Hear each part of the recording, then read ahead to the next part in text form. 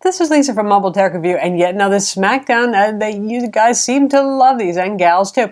So this is an interesting one, and a few of you have asked for it, but more importantly, a lot of you have asked the Surface Pro 4 versus some or other 13-inch laptop or convertible. So obviously, some of you are thinking about this versus laptops, and there are things to consider if you're going to be doing that. We'll cover that too, but as a real class act here, we have the Samsung ATIVbook 9 Spin. So this is a very nice high-end 13.3-inch Ultrabook that weighs actually about the same, and the footprint's pretty similar too. Price is high on this, but not as high as Surface Pro 4. So both of these are, for those of you who got the bucks to spend on technology, and beyond that, there's a lot to cover, so keep watching.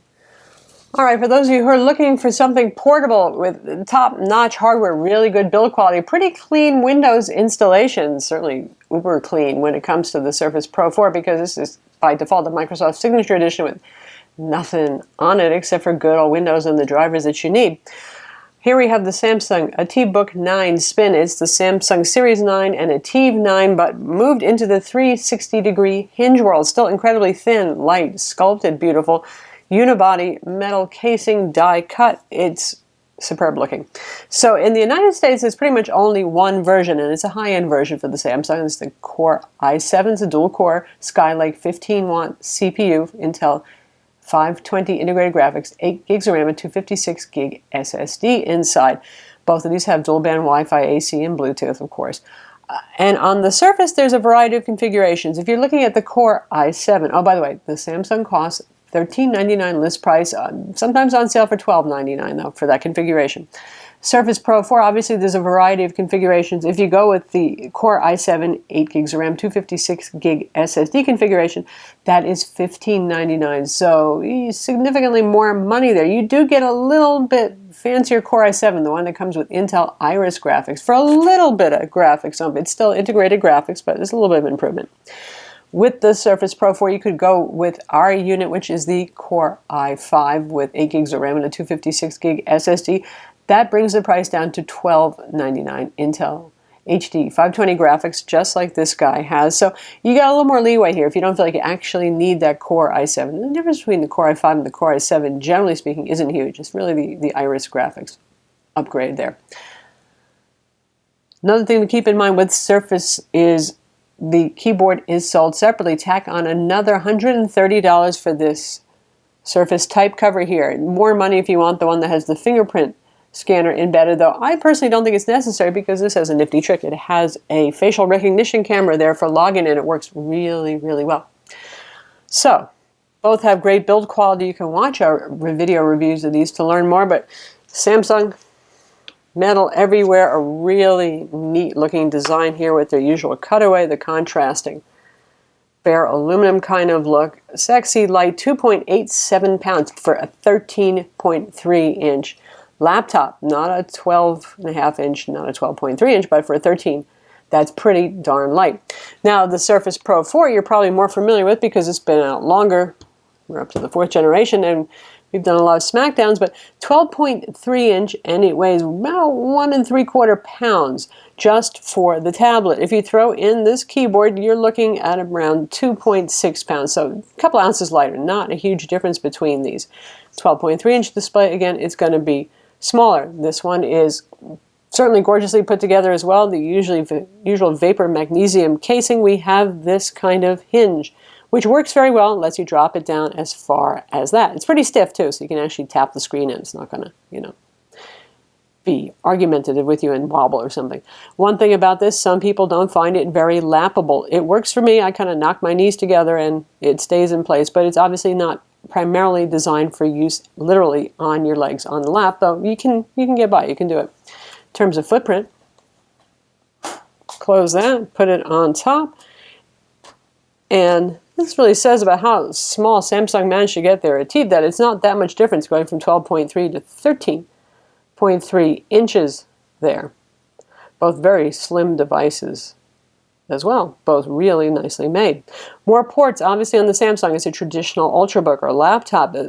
With the Surface Pro, you get your USB 3.0 port, you get a mini display port, headphone jack, and that's it. There are docks and stuff you can add on to expand. that Samsung has. Full-size HDMI, USB 3.0. You've got volume controls on the side in case you're using it in spinning mode. And we have micro SD card slot and 2 more USB 3.0 ports. So pretty much standard stuff. A lot easier to use if it's your main machine that way. This is a 360-degree hinge, by the way, so you can use this as a tablet. Close it all the way like so. You can use it in tent mode and presentation mode. So there they have some similarity because obviously both of these can be used as tablets. Here's the important thing to say about that though. With the Surface, if you're into art and note-taking, this comes with a pen, not the pretty blue one. The blue one is sold separately. But anyway, it comes with a pen just in silver here, and it is an active digitizer pen, so it's very precise, has pressure sensitivity. If arts or note-taking are your thing, you totally do want the Surface Pro 4. If you're just looking for something that's really stylish, thin, light, well-made, that sort of thing, and you really don't plan on using the pen particularly as a feature other than for poking at the screen, then the Samsung makes more sense. You're going to save yourself some money, you're going to get more ports in the process, you're going to get a more serviceable product. With the Surface Pro 4, everything is pretty well sealed inside. It's not the easy guy to open up. There's no screws here to open this up. You basically pull the display out, remove the adhesive to service it. You're not going to be doing that yourself. With the Samsung, on the bottom, it's just like your typical laptop. You have screws here. In fact, it's easier to remove than most of them. There's no annoying clips or anything like that. Take the bottom off.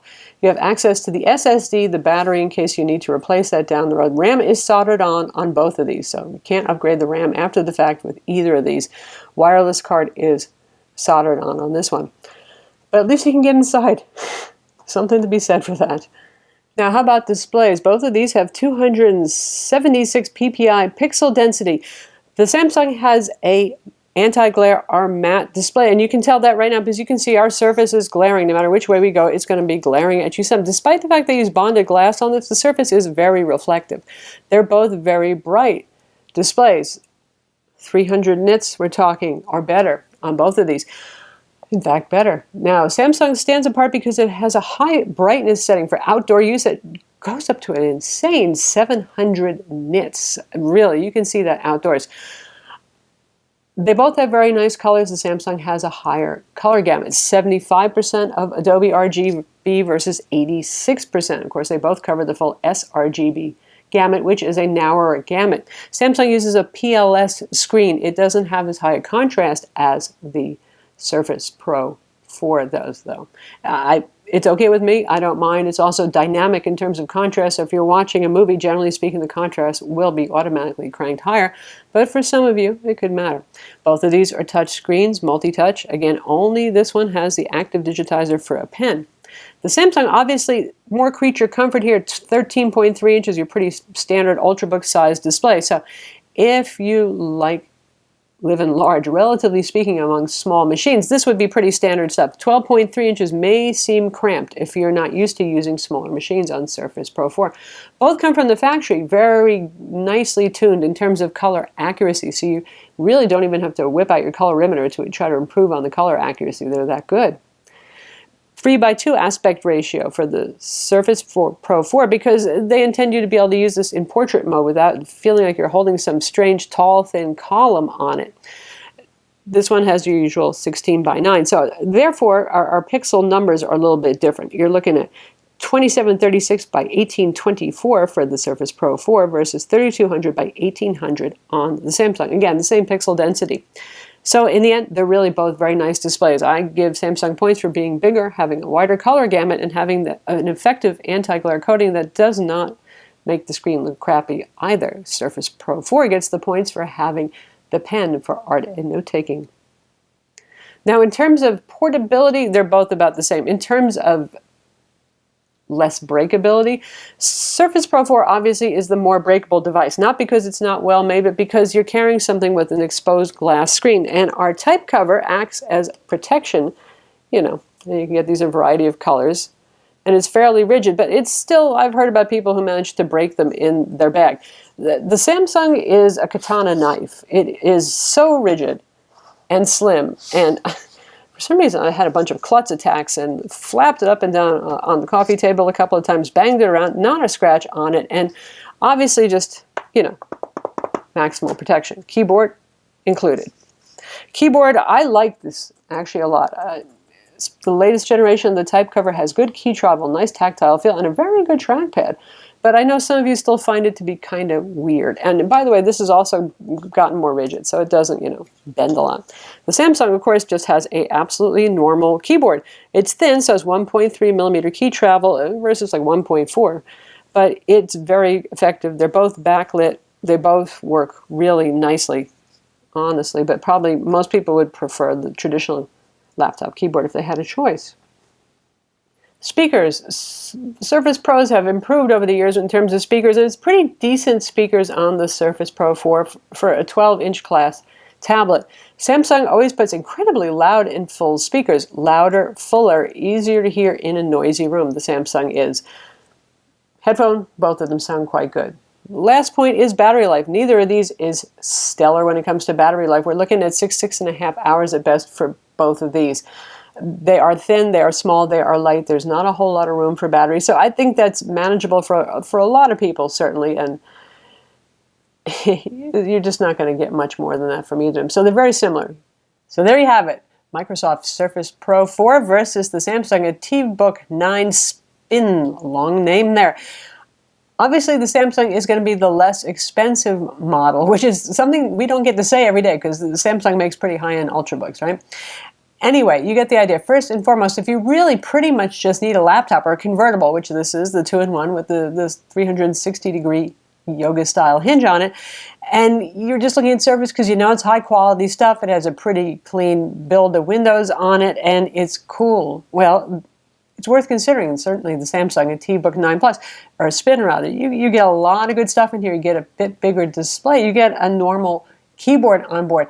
But if you're an art and note-taking type and you want that pen that comes with the Surface Pro 4, well, obviously the Samsung isn't going to do the job for you, is it? So there it is. Do you want a tablet with a pen primarily, or you just want a really cool and light laptop that's well made? Then the Samsung could be the one for you.